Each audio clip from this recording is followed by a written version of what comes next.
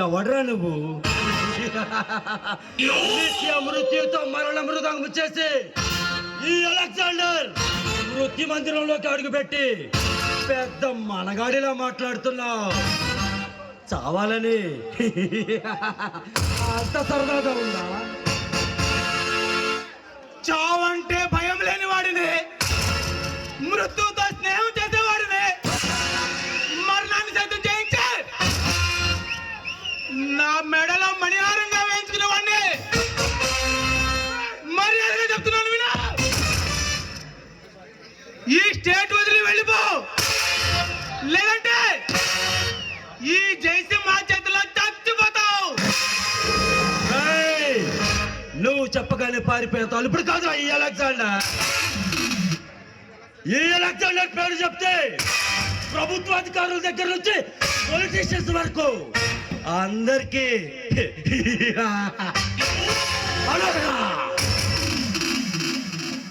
ఎంతో మంది నువ్వు చూసావు కానీ నన్ను చూడలేదు. ఈ జయసింహతో ఆట, సింహంతో ఆట రెండు ఒకటే. నిన్ను నీ స్థావరాన్ని భూస్థాపితం చేయడానికి వచ్చిన సింహాన్ని, నీలాంటి దేశద్రోహులను దుమ్ము లేపడానికి వచ్చిన సమరసింహానిరా. జయసింహ, నువ్వు ఎవడివైనా నాకు అనవసరం, కానీ నా ముందు నిలబడి ఎంత ధైర్యంగా మాట్లాడుతున్నా మొట్టమొదటి మనగాడివి నువ్వేరా. సుభాష్, నీ ధైర్యాన్ని ఈ అలెగ్జాండర్ మెచ్చుకున్నాడు రా. నీకేం కావాలో చెప్పు, ఇస్తా. నాతో చేతులు కలిపబట్టే ఈ చీకటి సామ్రాజ్యానికి నిన్ను అధిపతిని చేస్తా. ఏమంటావు? మిస్టర్ అలెగ్జాండర్,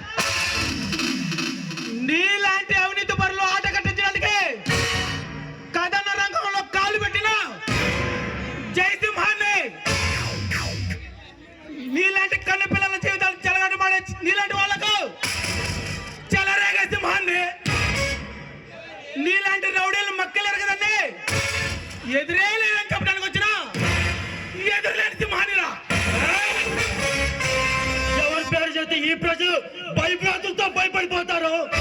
ఎవరి మాట పెట్టి ఈ ప్రజలు ప్రాణాలు గుప్పెట్లో పెట్టుకొని జీవిస్తారు. దొంగతనాలు, దోపిడీలు, మానవంగాలు, హత్యలు ఇవన్నీ కూడా ఎవరి పేరు చెప్తే జరుగుతాయో ఆ అరవీర భయంకరుడేరా ఈ అలెగ్జాండర్.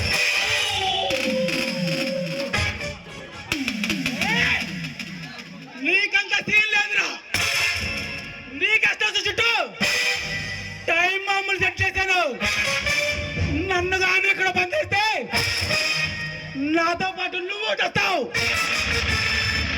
నువ్వు ముందు అయితే నేను జగమండిని రా బద్మాష్.